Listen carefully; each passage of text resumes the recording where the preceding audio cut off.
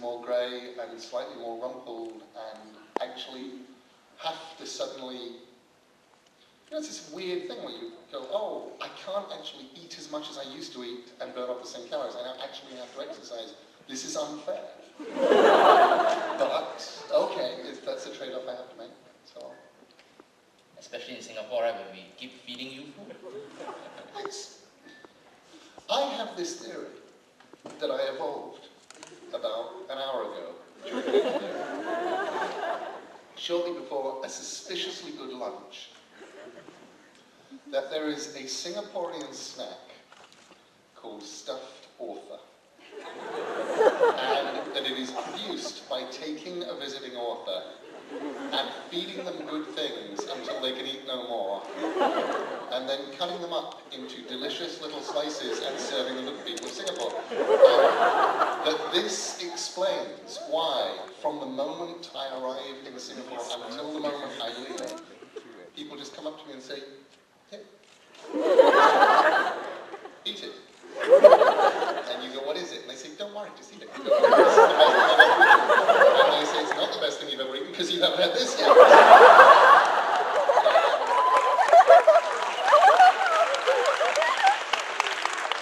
And I'm completely sure that if you said to the people of Singapore, "And what is the very best thing you could possibly?" They go, "Ah, yes, stuffed author."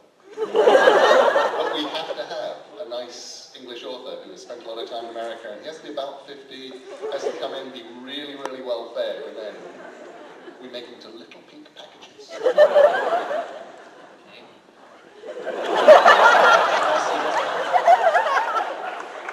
You have worked on so many different media, comics, novels, TV, movies, and then of course there are the crossovers, right? Never from TV to novel, comics, signal to noise, from comics to radio, play, and of course Coraline from novel to animation. So the question I asked is about form, right? Are there some stories that you feel can only be told best in a particular medium, or do you think that a good story can be translated across media? I think as long as the word is translate and not transliterate, you always have a chance. I think you can definitely always, not always, but I think you're in there with a chance at saying, here is a story, perhaps we can make a film out of it. Here is a poem, perhaps we could make an illustrated book out of it. But Sandman is a 2,500 page comic. That's what Sandman is. That's what I made. Could you put it on the stage? Sure you could. I would love to sit in an audience and see a Sandman play. I can absolutely imagine somebody doing the kind of thing they did with Peter Brook's Mahabharata, where it lasts 8 hours a day for 3 days, and you watch the whole of Sandman. That would be amazing. That would be wonderful. It would be awesome. But the thing that I made is the comic. And what I like is a world in which people take the thing that I made and they use it as the jumping off point to make really good art. I love the Coraline movie. I think Henry Selick's Coraline movie, especially when you watch it in 3D, is astonishing. It's absolutely glorious. It's not the book I wrote. But then I remember reading his very first draft script and phoning him up and saying, "Henry, this is the book. You've just taken the book and you've made it a screenplay, and it's going to be a really dull film because it's lots of a little girl walking down corridors. You have to make it a film." And he went off for a year. And a year later, he gave me a script. And now, he had Wybie, the kid next door, and he had all of this stuff that hadn't been in his original script and wasn't in my book. But now I read it and I went, this feels like a film script. And the things that you've done, and I like some of them and I don't like others of them, but they're all about making it a film. I like the end of my Coraline much better than I like the end of Henry's Coraline. I like the fact that she thinks her way out of problems, she tricks the hand away, she does it all on her own, and that it's a smart, brave girl figuring it out. That was the book I wanted, and I'm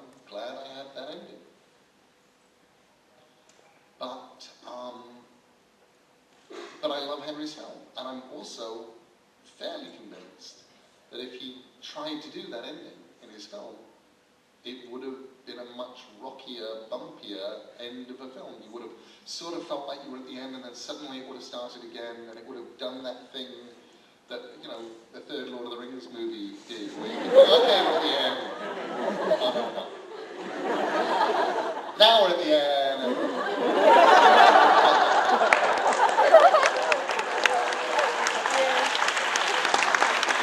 Okay, I believe there are quite a few sort of people who weren't at yesterday's session, so for your benefit, and I think you'll be interested as well, maybe you can tell us about your China project? Oh, of course. Yeah. We should also say something at some point about graphic novels, because technically, that's what this is about. Although really, it's about you get to sit in a big hall with 900 people and Neil just whizzes on stage. But there is a theory under which we mention graphic novels on it. My China project, that's what I'm working on right now. It's the thing that kind of brought me to Singapore, because I got to tag it on at the end of a research trip, or even a research trip. Can't remember if I'm English or American right now. So, when I went to China 2 years ago, 2007, I became fascinated by the way that the Chinese would all talk about the journey to the West. And I discovered that it was the perfect conversational opening, no matter what situation I was in, with who, high-level government officials or janitors. You know, you're sort of thinking, what do I talk about? And somehow you sit there saying, so who's your favourite character in the Journey to the West? And people start talking about Pigsy and Monkey and the monk. And, you know, and you start saying to them, so, you know, dragon becomes a horse. Do you think it's suspicious he never had a name? And they go, well, he did have a name. He was White Horse, who was a dragon. I think that's not a name. It's a description. And I would have these Journey to the West conversations. And I thought about it for about 6 months after I was in China. I thought, you know, I really would love to go back. Really what I learned about visiting China once was that I don't know anything about China, and I thought I did.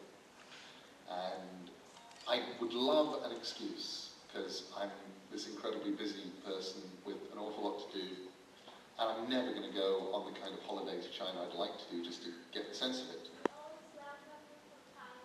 Thank you. But what I did was I got really clever, and I sent my publisher a thing saying, I want to do a book about Monkey and China, and Shenzan, the original monk, and how he went in the 7th century to go and defied the emperor, and went and got Buddhist documents and brought them back and translated them. And I want to talk about Wu Cheng'en and his great novel and the history of that and what it was. And I want to talk about me.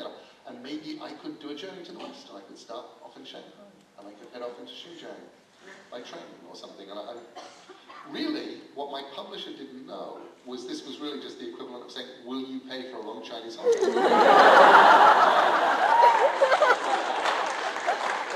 But they said, sure, and I got to do that last year. And then this year, I went back for a couple of